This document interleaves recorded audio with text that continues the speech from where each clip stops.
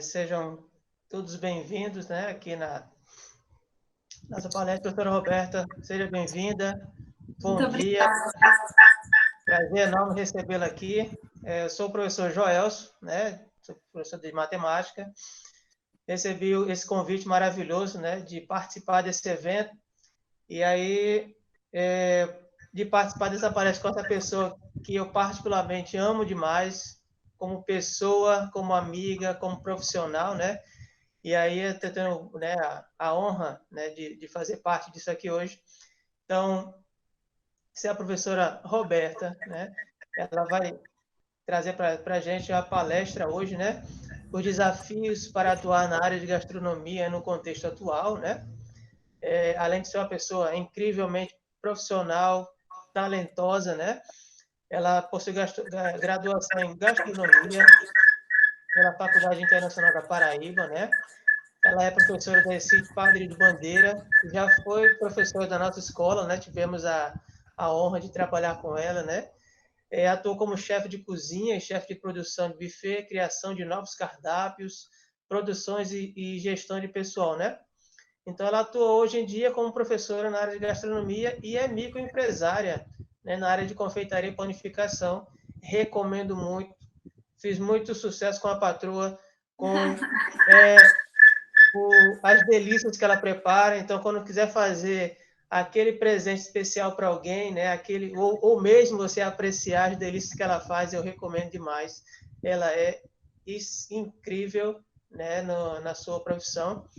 Então, assim, sem mais delongas, eu vou deixar a nossa ilustre palestrante falar com vocês, né? Pessoal, as perguntas eu acredito que vai ficar para o final, né?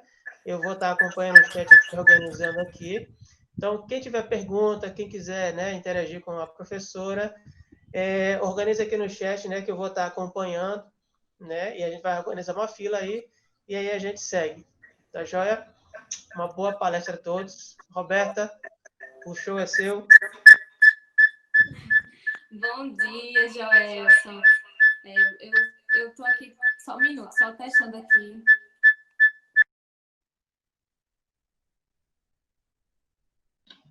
Deixa só eu ficar aqui só um minuto, gente.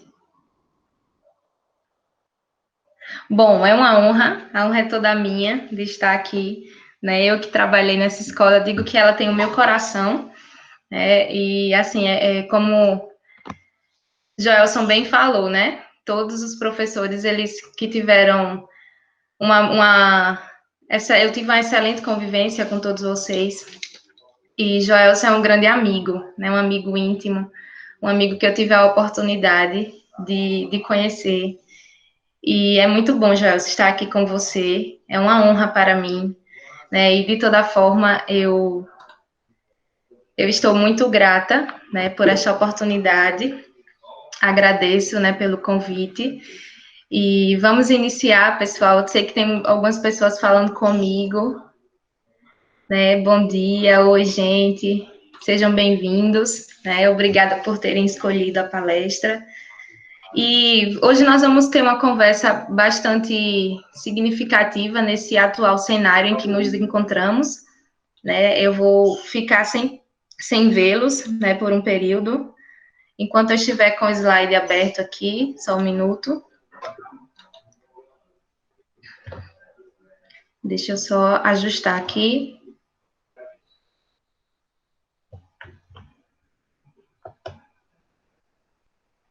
Vocês estão conseguindo ver? Joelson, confirma para mim se está conseguindo ver aí. Sim, Roberto, para mim tá ok aqui. O pessoal está sinalizando no chat que sim. Ok.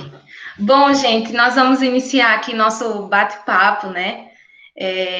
Eu sei que podem ter alunos novos aqui na sala, então a nossa temática de hoje é os desafios para atuar na gastronomia nesse cenário em que nos encontramos, né? Então eu vou iniciar, antes de adentrar essa temática, eu vou me apresentar.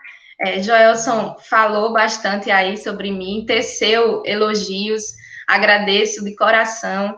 De fato, eu sou chefe de cozinha, atuo desde o ano de 2015, né? Eu finalizei em 2015, e desde então eu tenho encontrado o meu lugar, né? Nessa profissão, tenho exercido com muito amor. Já atuei em restaurantes, em buffet, padaria, e até que no ano de 2018 eu atuo como professora, iniciei na ESIP Mangabeira e tenho muito orgulho de falar, né, que iniciei nessa escola. Ela me formou como professora, né, eu tenho alunos que eu vi Laila aí, né, que eu estive com eles, com a turma dela desde o primeiro ano, então é muita honra para mim tê-los como alunos. Vocês, de fato, formaram muitas habilidades, as quais eu tenho hoje. Então, passei a ser professora agora na Escola Padre Hildon Bandeira, no curso de Panificação e Confeitaria, também, que foi um novo leque aberto aí para mim, principalmente nessa área, que é a que eu mais gosto, né? Posso falar assim, que é a de Panificação e Confeitaria. Amo, de coração. E eu também empreendo na área, né? Nesse momento agora, eu dei uma pequena pausa, né? Eu vou explicar para vocês as razões que me fizeram tomar essa decisão, mas, de toda forma, eu também quero trazer essa mensagem do empreendedorismo durante essa palestra, né? Que não tem como falar, né, dos desafios sem mensurar, né, o empreendedorismo, sem falar da importância dele. Então, a gastronomia, ela representa muitas portas abertas em minha vida, como eu já disse aqui, em relação à escola, né, e por todas as outras que eu pude passar. Sobretudo, é a minha demonstração de amor às pessoas, né, a gastronomia é amar e é também satisfazer, ela tem essa representação para mim. Então, se você tem esse sonho, se você tem esse anseio de fazer, ela tem essa representação em minha vida, né, a gastronomia. Então, é muito bom ser chefe de cozinha, é excelente, eu gosto bastante, né, principalmente em praticar, em estar na cozinha, é algo muito gratificante. Então, adentrando a temática, né, dos desafios que é atuar na área da gastronomia, nesse cenário em que nos encontramos, nos deparamos em março de 2020 com uma grande pandemia, né? Então, o caos, eu posso dizer assim, foi instaurado em todo o nosso país. Na verdade, não só no nosso país, mas em todo o mundo. Na verdade, alguns países mais eminentes do que outros, né? A configuração desse caos, mas a princípio, né, não se iniciou em março, obviamente, chegou aqui ao Brasil numa configuração mais profunda, né, em março, mas desde dezembro que se ouviu falar do coronavírus, tanto que ele tem esse nome, Covid-19. Então, o que se fazer, né? Eu acredito que todos nós tivemos muitas perguntas referentes a esse grande problema, essa crise sanitária, né? Então, algumas dessas perguntas, né, foi o que vai acontecer, o que vai ser da minha família. No início, no meu coração permeava sempre aquela dúvida: eu não quero perder ninguém, eu não gostaria de ter essa sensação. Isso é muito triste, se falar da pandemia e se lembrar de entes queridos, de amigos que se partiram. Então, a configuração dessa palestra não é trazer essa mensagem de peso, tá? Mesmo trazendo essa importância de lembrar que tivemos essa fatia do vírus, né, infelizmente, mas nós vamos tratar sobre os negócios, sobre o empreendedorismo, né? Então, vamos agora, eu vou falar para vocês o que eu vou falar, né? Eu vou falar desse impacto que foi gerado, não só na vida do empreendedor, mas também na vida do consumidor, né? De nós que somos clientes. Vou falar também das fatias da gastronomia, os pontos positivos, os pontos negativos do que foi gerado, né, por meio desse vírus, e o processo transpandemia, porque nós não saímos dela, nós estamos aqui, né, principalmente a educação ainda perpassa nesse processo, e o que vai acontecer no pós-pandemia, nesse caso, quando tudo voltar, entre aspas, ao normal, porque nós estamos falando do novo normal. Então, qual foi o comportamento do consumidor ao se iniciar esse processo, né, de pandemia? Né? Quem não sentiu medo? Quem não teve essa impressão no seu coração desse medo que foi instaurado? A princípio, o consumidor ele passou a ter uma nova mentalidade. Vocês que estão na SIC Mangabeira têm 2 cursos técnicos, né? Um curso que eu costumo dizer que eles se casam, né? Vendas e cozinha, se complementam, trazem essa complementação no sentido de que o aluno de cozinha produz e o aluno de vendas chega a ofertar aquele produto em todas as esferas, né, que pode, por meio das redes sociais, das mídias sociais. Então, é uma excelente configuração de curso técnico que nós temos e é referência no estado, né? Então, vocês que fazem parte dessa escola entendem que o consumidor, ele tem essa imagem que é oferecida pelo produto. Se o produto é bom, a propagação desse produto vai ser extremamente positiva, né? Assim, da mesma forma, mesmo sendo bom, vai ter aquele consumidor que vai ter uma mensagem negativa, uma visão negativa daquele produto. E assim, sucessivamente, né? Diante das leituras daquele produto que é ofertado. Então, diante do que ocorreu, que segurança se encontrava sentar em ambientes de alimentação? Tudo fechou, né? Houve um novo decreto, fecha-se as portas dos restaurantes, fecha as portas de lanchonetes, fecha tudo, nós não podemos ter aglomerações, né? E esses locais que haviam aglomerações, né, atingiu diretamente todos os que ofereciam a alimentação, né? A princípio, o consumidor pausou suas compras. De imediato, houve-se a preocupação com o financeiro. Então, se houve a preocupação com o financeiro, eu não vou gastar além do que eu posso, porque eu já não sei se a partir de amanhã eu vou ter a comida à mesa, né? Então, o consumidor, ele pausou as compras. Não, eu preciso entender o que está acontecendo ao meu redor para que eu possa prosseguir, né? Para que eu possa ter segurança de comprar algo.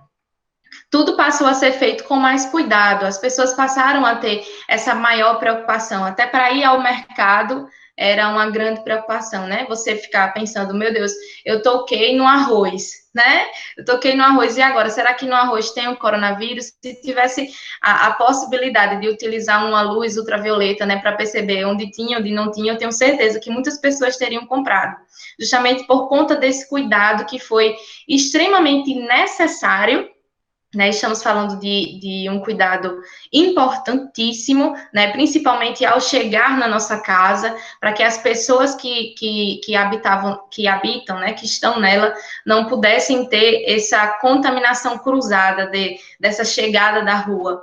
E, por último ponto, nós não tivemos de ter um impacto na mudança dos hábitos alimentares. Por um lado, nós temos um grupo que comeu bastante, né? Se deleitou na pandemia. Ah, vou comer brigadeiro, vou comer pipoca, vou comer bolo, vou comer exatamente tudo aquilo que eu quero, né? E aí ganhou alguns quilinhos.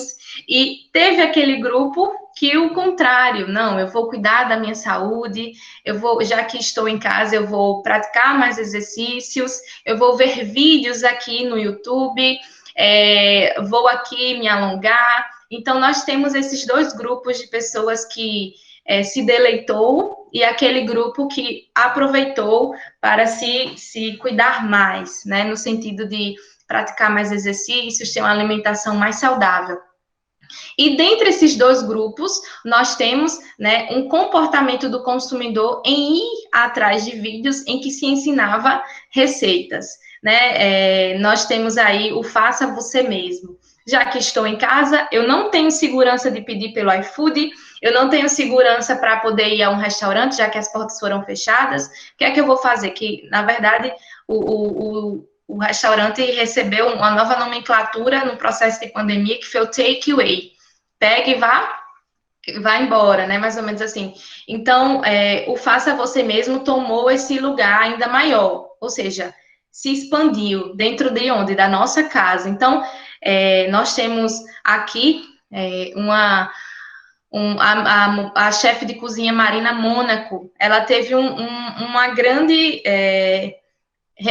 reconhecimento durante a pandemia, que um amigo ligou para ela, né? Vou só ler aqui para vocês. Logo no início da quarentena, Marina Mônaco, que é a chefe de cozinha, também formada em gastronomia, recebeu uma mensagem de um amigo: me ensina fazer feijão, formada em economia, desempregada durante a pandemia e postou no Instagram o passo a passo de como cozinhar feijão para ajudar esse seu amigo que pediu ajuda. E outras pessoas que estavam tendo dificuldade em se virar na cozinha. Com 2.000 seguidores, Mônaco conquistou mais de 18.000 em 100 dias de isolamento social. E conquistou seu amigo, né? E ela percebeu, na verdade, ela constatou que o amigo dela não estava sozinho, né? Muita gente esteve perdida na cozinha nesse processo. Então, ou seja, nós percebemos aqui, nesse exato momento, que as redes sociais tiveram maior visibilidade. A internet, nós podemos perceber, eu não sei se você teve essa sensibilidade de o entretenimento ter tido maior visibilidade, né? Então, era um vídeo de receita, era um filme, era uma série no Netflix. Então, tivemos um grande avanço nesse sentido, né? O crescimento do online, o faça você mesmo. Então, para vocês terem ideia, esse crescimento foi, em média, né, da procura por receitas de 230%. Então, você percebe que é grande essa observação dada. O canal do MasterChef, por exemplo, do YouTube, ele ganhou 129 mil inscritos, assim como outros canais, como o do Chef Jacan, né, aquele chefe que nós temos um apreço muito grande pelo biquinho que ele faz, em que as visualizações ultrapassaram os 10 milhões de espectadores. Né? A busca pelo nome receita cresceu absurdamente no Google, e as mais procuradas eram de pães caseiros, de bolos, comidas integrais e etc. É muito difícil você encontrar uma pessoa que não tenha feito um bolo, que não tenha feito um pão durante esse processo de pandemia, que não tenha cozinhado nem que seja um cuscuz, por exemplo, ou tenha fritado um ovo. É impossível encontrar alguém que não tenha feito nada. Né? Então, um pouco antes do anúncio do novo normal, né? Porque até então não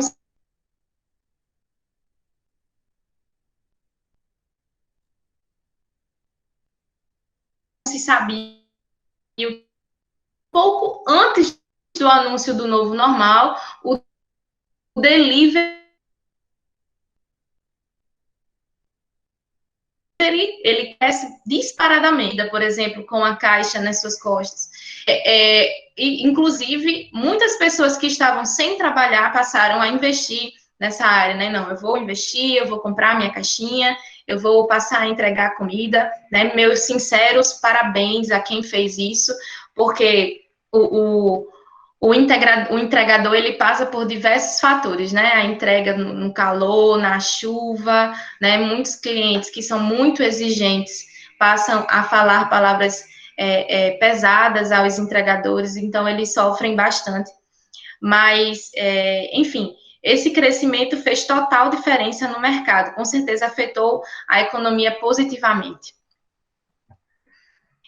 Essa foi a visão do consumidor, né? Essas foram as impressões que eu trouxe de nós, enquanto consumidores, de nós que estivemos dentro da nossa casa. Obviamente que existiram dois grupos, aqueles que puderam ficar em casa, né, pela liberação da sua empresa, e aqueles que precisaram trabalhar durante esse período, aqueles que continuaram com a vida relativamente normal, eu posso dizer assim, indo ao trabalho, tomando os cuidados necessários, emitidos pela Organização Mundial de Saúde, né? Então, esse grupo que passou a trabalhar, nós podemos puxar desse grupo outras impressões, né? Obviamente, do que eu estou me aprofundando aqui é os que puderam ficar em casa, os que puderam ter essa maior proteção dentro do seu lar.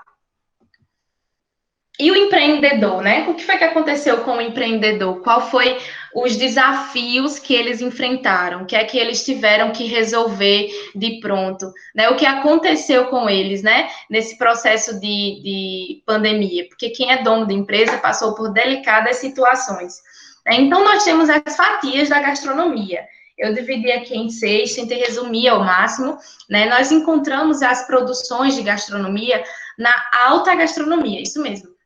São aquelas produções mais refinadas. Normalmente são aqueles pratos em que tem aquele toque do chefe, né? Aqueles minimalistas. Então, a alta gastronomia passou por processos muito delicados, não só aqui no Brasil, sobretudo em outros países. Nós sabemos que a Itália e a França são um dos marcos da gastronomia, na Europa, então eles sofreram bastante. Alex Atala fala que a rúcula, a rã e o escargot sumiram do mercado, os donos de restaurantes já não encontravam mais. Nós sabemos que, mesmo sendo ingrediente que não é comum ao nosso país, né, lá tem uma crescente venda desses produtos. Então, ou seja, eu estou falando de donos de restaurante que tiveram esse embate negativo com seus clientes, em seus cardápios, né? Então, a alta gastronomia aqui em João Pessoa é emitida tranquilamente pelo chefe Onildo Rocha, né, que é dono do Casa Rócia, né, e outro restaurante que tinha bastante visibilidade aqui era o Blue, da chefe Lubi, né, que passou pelo MasterChef. Quem assistiu vai saber de quem eu estou falando. Então, aqui em João Pessoa não é tão muito vista essa alta gastronomia. Mas em outros estados, como São Paulo, por exemplo, ele é, de fato, um bom representante, um excelente representante da alta gastronomia. Nós temos as comidas de rua, né? Os que são empreendedores da rua, né? Nós conhecemos muitos, e é a cozinha que tem maior acesso para todos, né? Então, a comida de rua também se configura aos food trucks. Nós temos também aqui no ponto 3 a cozinha quente, que pode ser a japonesa, a chinesa, a italiana e assim vai. Nós temos o serviço, né, os tipos de serviço, self-service e pratos executivos, nós temos o à la carte, nós encontramos a gastronomia em todos esses lugares. Aqui também nós temos as comidas saudáveis, as comidas que têm essa configuração de saudável. Então, nós temos o vegano, nós temos o vegetariano, nós temos o saudável em comidas com baixa adição de sódio, com baixo teor de gordura. Então, todas essas formas de apresentação são de comidas saudáveis. Temos aí o meu coração, que é a panificação e a confeitaria, né, como representação de produções da alta gastronomia, ou da gastronomia, perdão. E nós temos esse serviço do personal chef. O que é o personal chef? É você fazer um cardápio, né, no caso, o chefe de cozinha se posiciona como o produtor desse cardápio, né, vai até o local. Nesse caso, é mais comum que o chefe vá até o local, seja uma cozinha já pronta para produções de larga escala, ou mesmo na casa de quem está contratando, né? Eu posso chamar um chefe na minha casa para produzir na minha própria cozinha um cardápio específico para um determinado evento que eu estou proporcionando na minha casa. Então, esses tipos de produções, né, nós tivemos foram afetados pelo coronavírus, todos esses, né, sem exceção. As comidas de rua, por exemplo, precisaram sair das ruas, né, então aquele empreendedor, aquele microempreendedor que precisava desse recurso na sua casa, precisou parar de vender. Aí você vai dizer assim, ah, não, professor, eu cheguei a ver alguns no período da pandemia, sim, comum. Muitas pessoas precisaram, né, era tão emergente a sua situação, tão urgente, que ele precisou, de certa forma, desobedecer as regras para que pudesse estar vendendo, porque precisava desse recurso, né? Nós temos as cozinhas quentes que fecharam as portas, não puderam mesmo vender. Ah, não podiam de jeito nenhum abrir as portas. Funcionaram, né, de certa forma, depois de um tempo, por meio do delivery. Alguns, desde o início, passaram a fazer o delivery. A alta gastronomia recebeu um novo formato. Como assim? O Nildo Rocha, por exemplo, o chefe que eu falei para vocês, ele passou a fazer o seu produto em novas embalagens. Então, quer dizer que aquele prato bonito que nós tínhamos uma apresentação chiquérrima, que nós comíamos com os olhos, passou a ser servido em embalagens um pouco mais sofisticadas, obviamente, mas que precisava chegar até a casa do consumidor por meio da entrega, né? Muitas dessas feitas por moto, né? Porque nós temos o Uber Eats, que eles fazem entrega no carro. Enfim. Então, a alta gastronomia, ela recebeu essas novas embalagens. O dono do restaurante da alta gastronomia, ele não pôde parar, ele precisa prosseguir, né? Nós temos aqui as comidas saudáveis. Ela teve um avanço gigante nesse período de pandemia. Cresceu-se bastante a procura, principalmente por comidas congeladas saudáveis. Agora, eu friso aqui um detalhe específico, a panificação e confeitaria. Prestem bastante atenção. De todos esses que vocês estão vendo aqui, o que menos sofreu negativamente, né, foi o mercado da panificação e da confeitaria. Vocês vão ver aqui, eu trouxe alguns exemplos de confeiteiras, elas cresceram, triplicaram, né, avançaram de forma, assim, gigante. E o personal-chefe, ele precisou fazer, eu cheguei a ver alguns vídeos de pessoas que eram personal-chefe dentro da sua própria cozinha, fazendo cursos, inclusive. Eu cheguei a ver que eles passaram a também fazer delivery, né? Então, assim, novas configurações, novas adaptações dessa fatia da gastronomia. Os desafios para o empreendedor, e aqui eu vou falar dos pontos positivos e dos pontos negativos. Como eu disse a vocês, eu trouxe alguns exemplos, né? Aqui eu vou mostrar para vocês exemplos de pessoas que trouxeram relatos, né? Relatos de pessoas que estão, né, inseridas no empreendedorismo da confeitaria e da panificação. E o empreendedor, como ele se deparou com tudo isso? Ele, obviamente, se fez muitas perguntas, e uma dessas era: demito ou admito, né? Abro o meu negócio, aquele que estava iniciando o seu processo de ideia, né, para abrir um novo negócio, devo abrir ou não abrir? Né? Claro que as pessoas que tinham projetos não precisaram, não, parou, estagnou, deu pausa, e teve aqueles que precisaram prosseguir com seus projetos e acreditaram que daria certo. Mas boa parte deles fecharam as portas, né? Muitos de vocês com certeza devem ter ouvido falar de restaurantes que fecharam as portas, de empresas que fecharam as portas, né? Então o desemprego veio, né, de forma muito abrupta no nosso país, né? E a maior dúvida desses empreendedores era: que direção eu devo seguir, né? Escassez de produtos utilizados em seu cardápio, como eu citei para vocês, na Itália. Devido ao isolamento, muitos ficaram presos em estados vizinhos. E esse foi exatamente o motivo que me fez dar essa pausa na confeitaria, no sentido das produções, porque no início da pandemia eu prossegui com as minhas produções, eu continuei recebendo pedidos. Só um minuto, gente. E o que é que aconteceu? Por diversas vezes, eu estava indo à loja para comprar os produtos que eu precisava para determinada produção, porque nós que trabalhamos com confeitaria, com panificação, nós temos muitas coisas que são específicas para aquele cliente, específicas para aquela determinada produção. Vocês sabem que nós temos diversos temas, né, de confeitaria aí, bolos personalizados, doces personalizados. Então, nós precisamos, muitas das vezes, nos deslocarmos para esses locais, comprar esses itens que são específicos para aquele cliente. Então, muitas vezes eu fui e não tinha. E o que é que acontecia? Eu deixava de atender exatamente aquilo que o meu cliente queria. Então, por este motivo, eu precisei dar essa pausa. Então, eu preferia trazer para o cliente exatamente aquilo que ele gostaria, até porque essa era a configuração do meu negócio, né? E por não encontrar, né, ficava muito preso em Recife, e para sair de Recife era um grande valor que a loja precisava pagar para que o produto pudesse chegar. Então, por esta razão, né, eu precisei dar essa pausa. E muitas foram as que tiveram que dar essa pausa também, pelo menos aqui no nosso estado, na nossa cidade.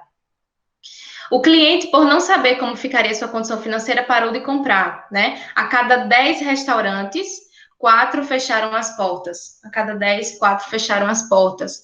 Fechei as portas do meu negócio, fiquei sem clientes. Durante e pós. Vou trazer aqui essa configuração para vocês. Após o processo de compreensão do cenário mercadológico, foi percebida a oportunidade de mudança. Eu trouxe para vocês aqui, nesse slide, os pontos negativos, né? Sobretudo, alguns que são positivos, esses que tiveram a oportunidade de abrir novos negócios. E aqui, o pós, né? Durante o processo, a partir do momento que eu percebi o que estava acontecendo, o empreendedor percebeu o que estava acontecendo, o consumidor entendeu que nós estávamos passando por um processo de pandemia, até que se pudesse perceber o que estava acontecendo, como prosseguir, né? Novas ideias surgiram, mudanças aconteceram, novos formatos vieram, né? Então, foi percebido que nem tudo era tão ruim assim, no sentido do mercadológico, tá, gente? No sentido do empreendedorismo.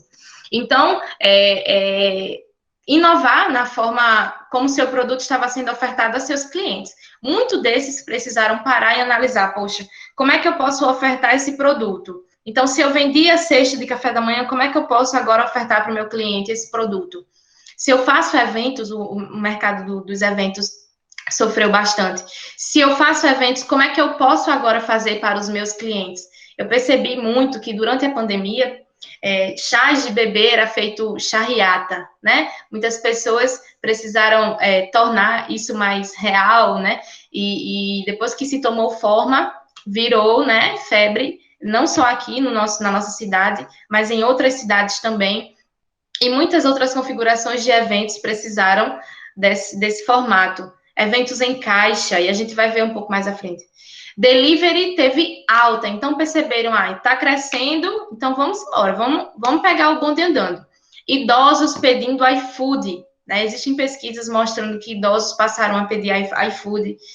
Supermercado online, né? Já existia antes, mas com a pandemia se tornou extremamente necessário, o cliente percebeu a necessidade ainda maior de se fazer essas compras online. O e-commerce, né? Ou seja, em crescente desenvolvimento. Surgem novos negócios, empreendedores com o recebimento do auxílio emergencial, né? Não, se eu estou conseguindo receber auxílio emergencial, vou empreender, vou multiplicar esse dinheiro que eu recebi. Trouxe até um exemplo aqui para vocês, na cidade Pilar, né? Que é a cidade onde meus familiares moram, o local onde eu fui criada por um bom tempo. Eles ganharam novos empreendedores, pessoas passaram a fazer novos produtos. Ou seja, se eu estou em casa, eu vou fazer com que esse momento seja significativo. Vou trazer uma multiplicação aqui no que eu estou ganhando. Então, eu vou criar algum produto, vou criar algum bolo. Normalmente, em confeitaria, é por isso que vocês que não sofreu muito, né, tanto quanto os demais. Então, nem tudo estava perdido. Nem tudo estava perdido, né? Então, vamos prosseguir, vamos pegar o bonde andando, vamos fazer aqui algo novo, né? Então, se eu tenho a oportunidade de fazer algo novo, por que não tentar? Gosto muito dessa frase. Por que não tentar? Por que não ir, né? Então, nós temos aqui, essa é Rogéria, ela é proprietária da Sabor de Mel, tá aí o Instagram dela, caso vocês queiram, né, segui-la. Ela produz na sua própria casa, ela conseguiu fazer um espaço para a produção dela, né? Ela mora lá no Valentina. Ela trouxe esse pequeno relato aqui para vocês, né?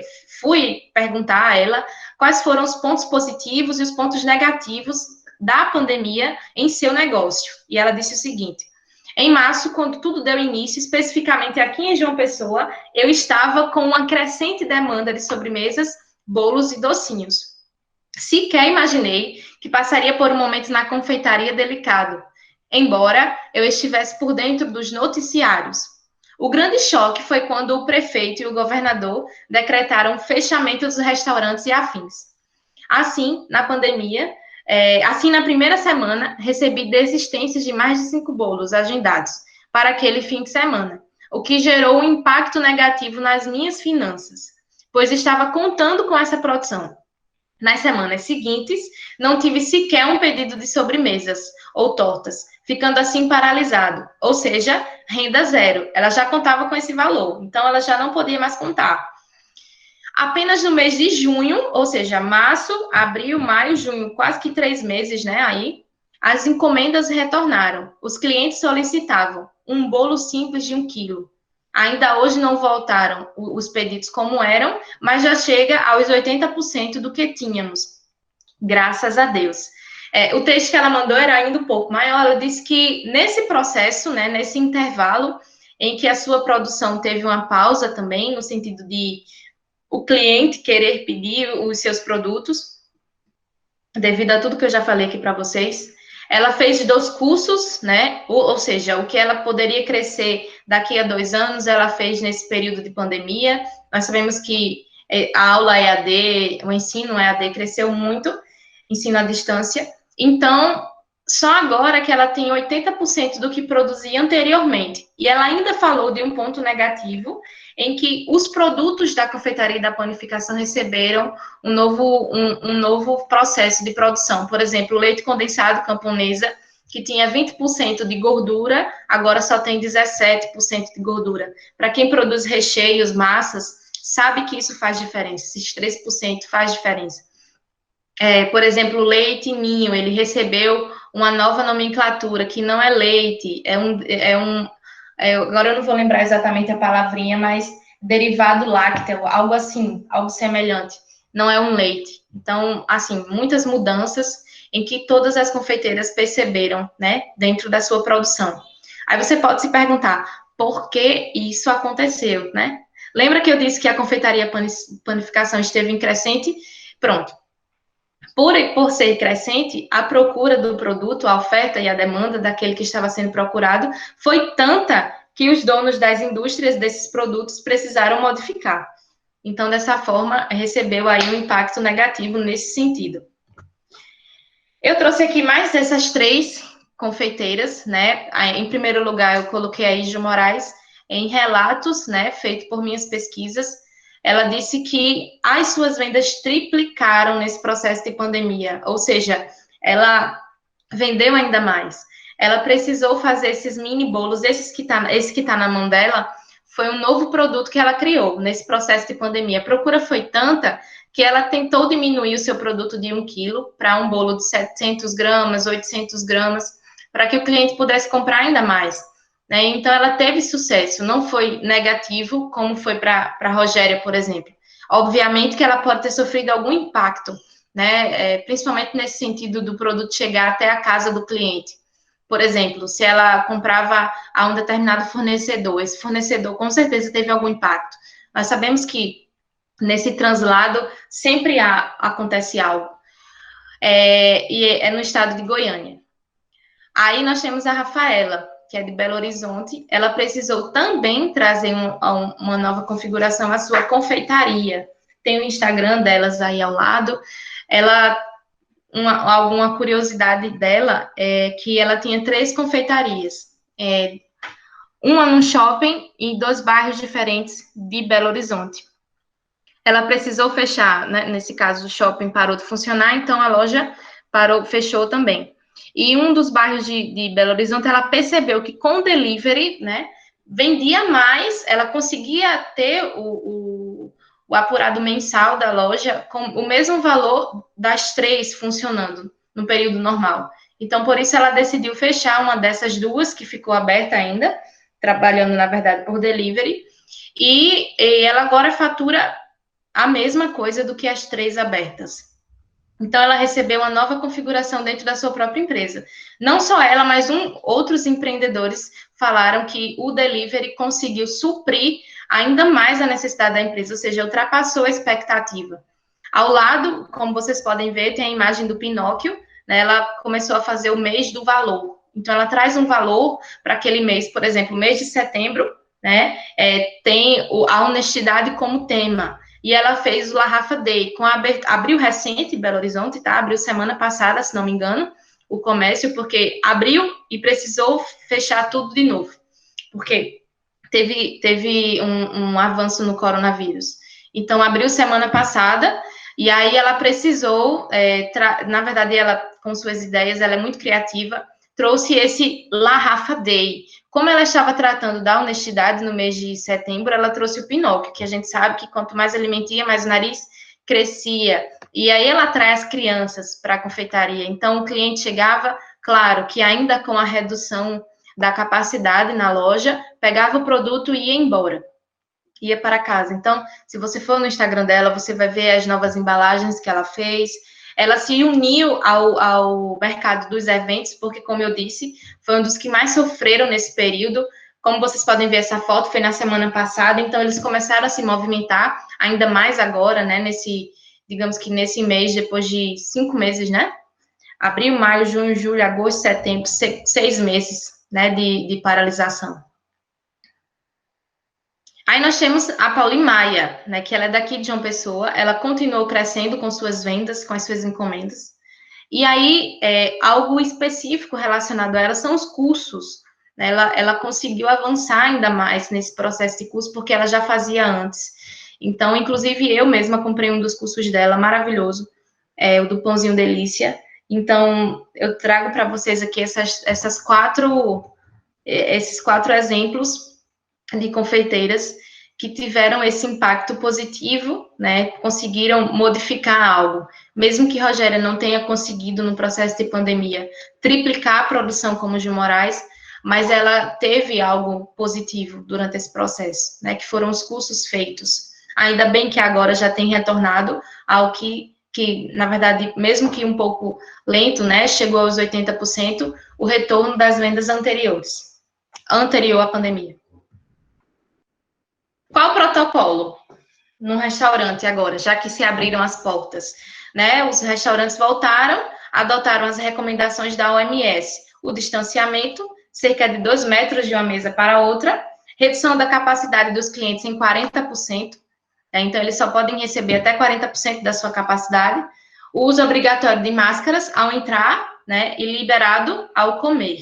Então você pode tirar quando for comer e coloca imediatamente após a ingestão do alimento que você pediu. Então, essa é a nova configuração dos restaurantes, das padarias, né, desses locais que fornecem, né, produtos e da alimentação, enfim. Então, se você pretende ir, se você já foi, você deve ter percebido algo. Modificou. O protocolo agora é diferente. Não há registros do contágio pela alimentação, ou seja, no início, né, as pessoas ficaram com medo de pedir o alimento justamente com aquela preocupação. E agora, será que o alimento que eu pedi está vindo com Covid ou não? E pegava a informação do jornal. Se o produto tiver com mais de 50 graus, né, quente, não, matou o Covid. Não é possível que tenha Covid na minha pizza, né? Mas comidas que são crua, né? Uma alface, uma cenoura, já ficava naquela, né? Não, será que é? Será que tem, que não tem? Estudos comprovaram que não há contágio por meio da alimentação. Os manipuladores, eles utilizam máscaras na produção para que o seu colega não pegue, né, o vírus, não pegue o coronavírus.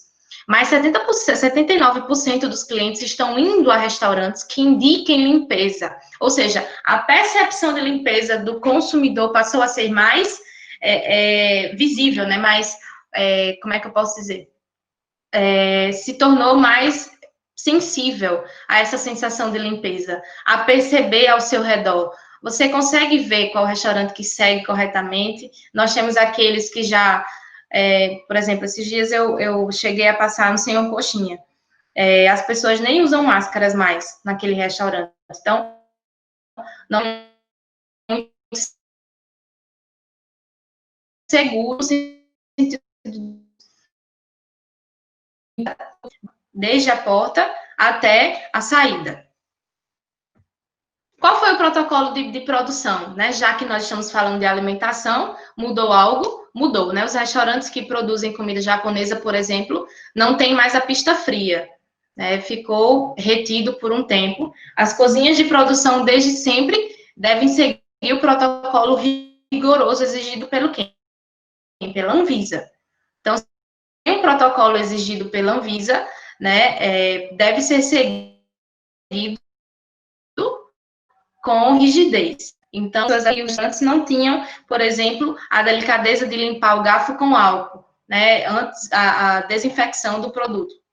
É extremamente necessário. Antes mesmo da pandemia, o álcool em gel já era obrigatório antes da pandemia, se tornou mais aparente. Os pedidos por delivery aumentaram, a lavagem das mãos ainda mais frequente, claro, se tornou mais frequente, e o manipulador deve usar as máscaras. Esse é o protocolo da produção. Obviamente que todos devem seguir o que a Anvisa exige, né? Nós sabemos que tem os que não seguem corretamente, mas nós estamos falando dos que seguem esse exemplo, né? Do que segue o que é pedido. Então, nós temos os desafios para atuar na área da gastronomia, aqui para a gente finalizar. Quais são esses desafios? você que gosta do empreendedorismo, você que quer empreender, você que quer trabalhar na área da gastronomia, vocês que estarão estagiando, né, o segundo ano, nesse caso, o ano que vem, né, eu acredito que nós vamos ter um protocolo melhor no ano seguinte, eu acredito que a vacina vai chegar, né, para todos nós, então vai ser melhor do que esse cenário que nos encontramos hoje. O mundo que estamos desembarcando, ele não é mais o mesmo, ponto final. Nós vamos nos deparar com um mundo novo, o famoso novo normal. Os eventos, eles ganharam nova roupagem, precisaram fazer novos produtos. Vai ser muito difícil você, enquanto consumidor, estar no evento e pegar a coxinha, né, que todo mundo colocou a mão ali. Eu acho que você agora vai pensar duas vezes, o cliente vai pensar duas vezes antes de colocar a mão naquele prato que está ali para todo mundo colocar. O cliente vai pensar duas vezes antes de sentar à mesa de um restaurante, que não, as pessoas que trabalham não utilizam máscara, as pessoas que estão sentadas têm desrespeito ao protocolo exigido, né? Então, vamos pensar duas vezes, três, quatro, até antes de consumir, né, o produto ofertado por aquele restaurante, lanchonete, padaria e afins. A produção de alimentos passará a ser mais inteligente, mais planejada e com menos desperdício, né? Diante desse cenário do corona, nós falamos muito sobre a fome. Muitas pessoas trouxeram essa sensibilidade de promover ações, né, sociais, em que trouxesse, por exemplo, um sopão para aquelas pessoas, cestas básicas. Nós vimos aí esse coração brasileiro com essa chama da ajuda bem nesse momento que vivemos, né, presenciamos. E isso trouxe o quê? Menos desperdício, né? O senso do, não, eu vou desperdiçar menos, eu não vou desperdiçar aqui, eu preciso comer isso que eu fiz, eu preciso produzir menos, né? Porque senão vai haver desperdício. Ou seja, se tornou mais inteligente, mais planejada. Reinventar-se, né? Foi obrigação. Caso contrário, portas fechadas. Nós vimos aqui que o empreendedor precisou repensar o que ele estava fazendo, né? O meu produto, ele é entregue dessa forma ao meu cliente à mesa, então como é que ele pode ser entregue agora por meio do delivery, né? Se eu trabalho com eventos, como é que eu posso promover alegria, como é que eu posso realizar um sonho, como fazer um casamento durante a pandemia, né? Configuração de um acessório novo, né? Um acessório novo que foram as máscaras. Chegamos a ver noivas utilizando máscaras muito bonitas, os eventos tomando novos formatos, né? Com redução de pessoas para os casamentos, para os aniversários, enfim. Mudanças que serão permanentes, tá? E como eu disse a vocês, esse pensar duas vezes antes de entrar no lugar que não tem essa sensação de limpeza desde a porta, pensar duas vezes antes de pôr a mão para pegar aquela coxinha, enfim, tudo isso vai ser repensado da nossa parte. As boas práticas de fabricação, processos de produção, tornaram-se ainda mais exigentes, né? Como eu falei para vocês, os protocolos exigidos pela Anvisa, ANS. O cliente já está mais atento às determinações, por estarmos em casa, temos tempo para assistir o telejornal, e nós sabemos o que está sendo exigido, né? Está sendo promovida essa informação. Então, o cliente sabe o que é que está sendo exigido. A imagem de limpeza será percebida com mais facilidade, né? E eu trago aqui essa mensagem de ousadia para vocês. Sejam ousados naquilo que desejam fazer, se quer empreender, empreendam, por que não tentar, né? Mas pensando nessas novas habilidades que vocês precisam ter, né? Se atentar às boas práticas de fabricação, ao que é necessário para esse momento, essa sensibilidade de limpeza que é extremamente necessária, desde sempre foi, principalmente para a alimentação, agora ainda mais exigido, né? Então, eu abro aqui para dúvidas, né? Na verdade, tenho aqui essa imagem, o vírus ainda está circulando, se for sair, usem máscara, né? Continuem usando máscara, continuem tendo essa sensibilidade a tudo isso que nós estamos presenciando ainda, né? O processo ainda não parou. E aí, alguém tem alguma pergunta? Joelson vai mediar alguma pergunta, alguma dúvida? Alguém tem alguma? Pode falar. Bom, excelente, né? Palestra. Quantas informações a gente Pelo menos eu não fazia ideia, né? Mas essa pandemia nos desafiou a todos, né? Ela não traz só a questão negativa, né? Ela traz também esse impulso, né? Essa motivação de você superar esse grande desafio que foi colocado para todos, né? Uhum. Isso é importante, né? Esse aprendizado e a reflexão sobre isso, né? Bom, por enquanto, tem uma pergunta aqui, é do João, né? João Vitor Soares. João, João Vitor Cozinha B, é? é Ou esse, é outro? eu acho que é ele mesmo. João Grandão. João E aí, eu Grandão. estou tentando levantar as perguntas aqui, mas o pessoal está um pouco tímido, né? Mas vamos lá, Ah, João. Qual é a pergunta? tô aqui, se eu não souber responder, eu digo, mas tô para responder. Vai, João. Eu não abri o chat. Eita, Fala aí, meu filho. Abre o microfone e fale com a sua professora, meu filho. Fala agora fala agora. vamos embora. A pergunta tinha sido sobre a senhora voltar para a escola, mas é brincadeira, lógico. Eu queria saber como é que foi a experiência da senhora depois que a senhora saiu da escola, qual foi a diferença da escola da gente para a escola que a senhora está agora, ou para o segmento que a senhora está agora. Tá. O curso de cozinha de vocês ele é bastante abrangente, né? Vocês conseguem aí se aprofundar na cozinha brasileira, vocês conseguem ter uma maior dimensão de comida saudável, visto que é um curso de cozinha, né? Voltado para as produções de cozinha no geral. O curso que eu estou hoje é o curso de panificação e confeitaria. Ele é mais específico, né? Ele é mais voltado para essa temática, né, que eu trouxe para vocês aqui, uma dimensão, né, de como é feito esse processo agora na pandemia. A diferença está no sentido de ser mais específico, né? Na escola que eu estou hoje, na Padre Hildon Bandeira, está sendo implantado o curso. Então, vocês já estão numa forma mais madura, digamos assim. Já estão aí no quarto ou quinto ano de escola, não é, Joelson? Isso mesmo. Então, houve essa diferença da implantação, né, e de uma escola que já era mais madura. Então, o desafio é outro, né, o desafio é outro, mas não deixa de ser excelente, né, excelente, sem dúvida alguma. Mas obrigada, João, pela pergunta. Alguém tem algo a falar, alguma experiência, alguma dúvida nesse novo normal, né, dos restaurantes, desses desafios? Tem duas perguntas que as meninas fizeram agora no chat. Isso. Há duas perguntas aqui, Camila e Vitória. Se puder abrir o microfone, Camila, e falar, né? Fica legal, fica bacana. Pronto, é porque eu achava que estava só vocês dois falando. Mas eu queria saber da senhora, que já atua na área de confeitaria há um tempo, já faz vamos dizer assim, esse empreendimento. Qual foi a sua melhor forma de começar a empreender desde que começou esse nosso novo normal? Eu não retornei ainda, Camille. Eu ainda não retornei.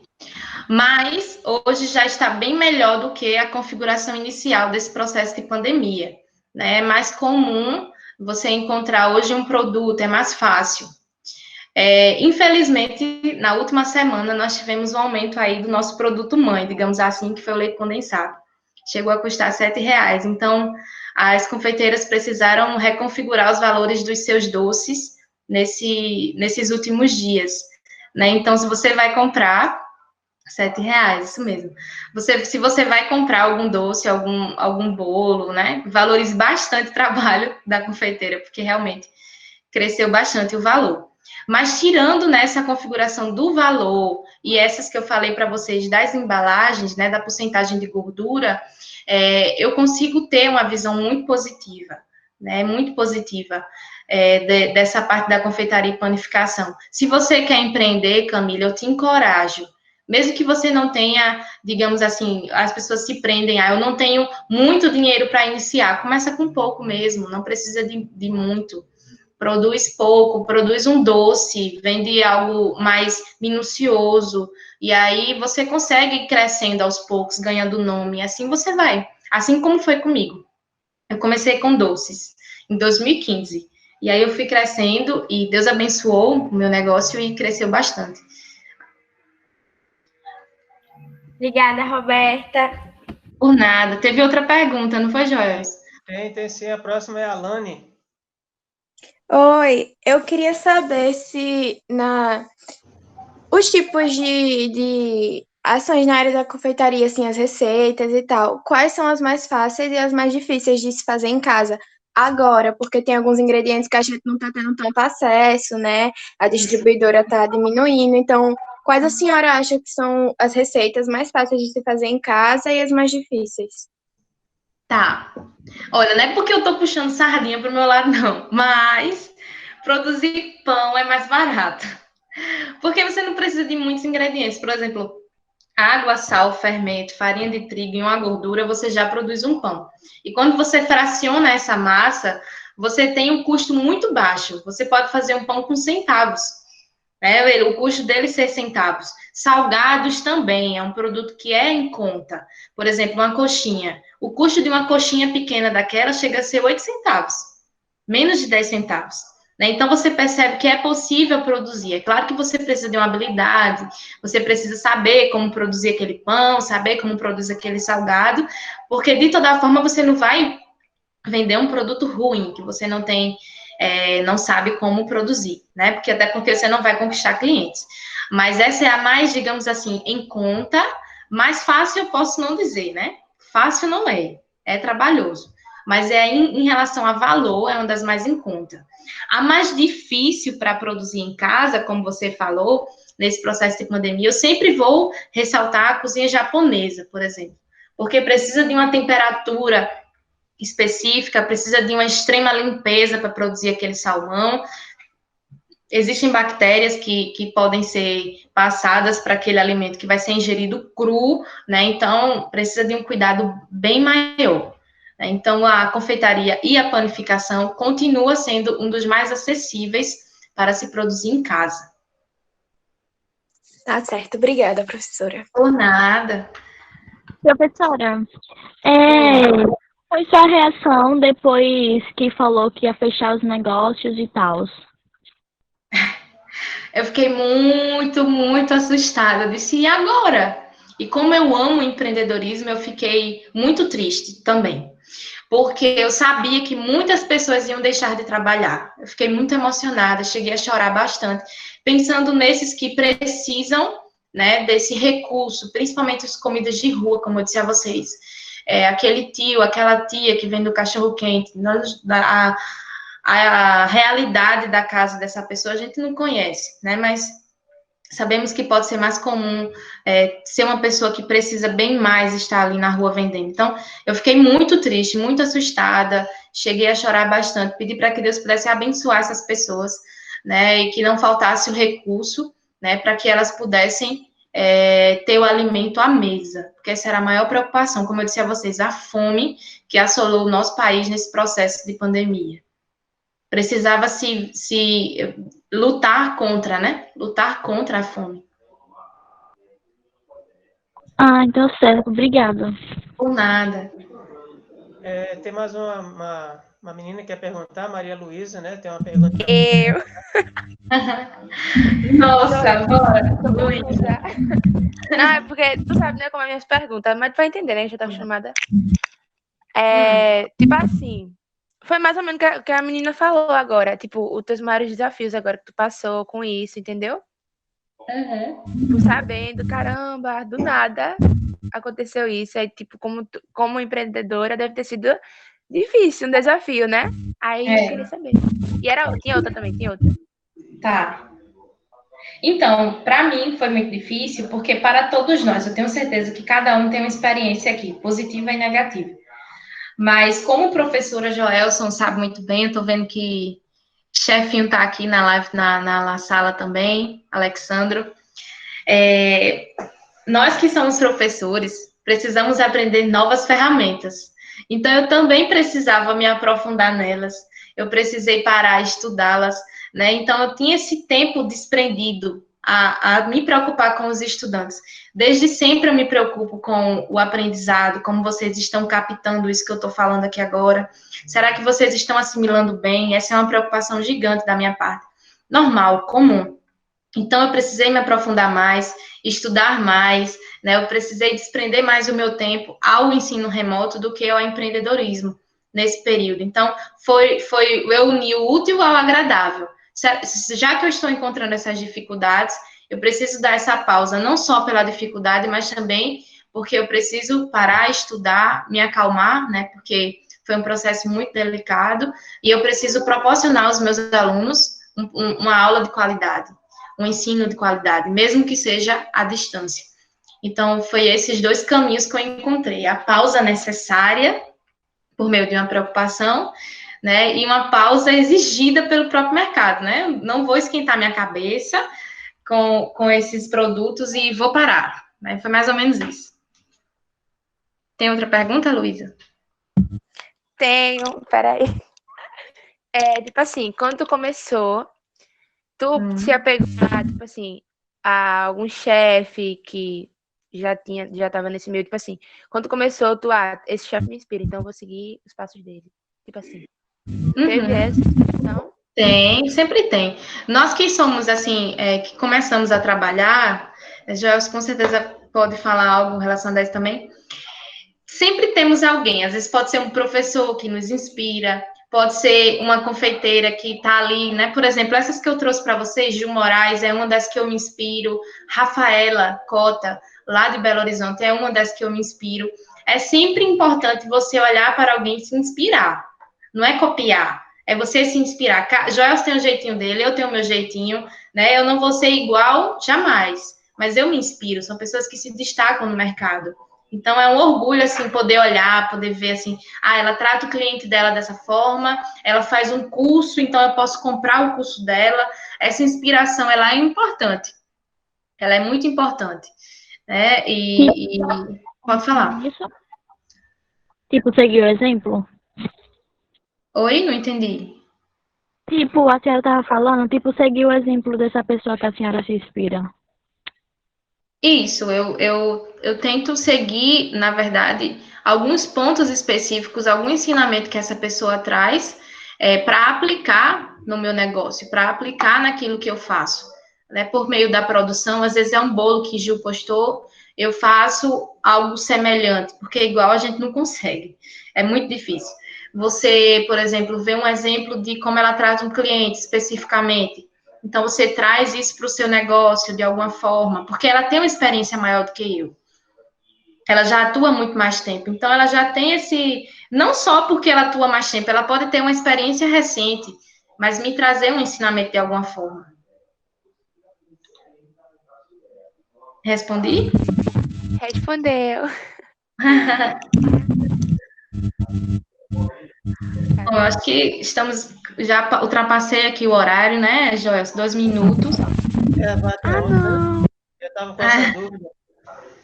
Mas, rapidamente falando, Roberta, essa questão que você levantou da inspiração, de fato, a gente procura inspiração, né, naquelas pessoas que a gente admira, nos nossos colegas que estão em volta, né, o que eles estão fazendo, como eles estão fazendo, né? Então, assim, muitas coisas, eu trago muitas experiências também de outros lugares que eu trabalhei. Eu trabalhei na educação à distância na Universidade Federal, então havia professores e colegas que faziam uns trabalhos assim de excelência, né? Então a gente sai catando, né, um pouquinho de cada e dá o seu toque pessoal, né? Como você disse, você não copia, porque não dá para copiar, certo? Mas é porque a gente dá o nosso toque àquilo que você, né, acredita que é bacana. Então acho que a ideia é essa. E Jailson, você foi minha inspiração, viu? Você de professor.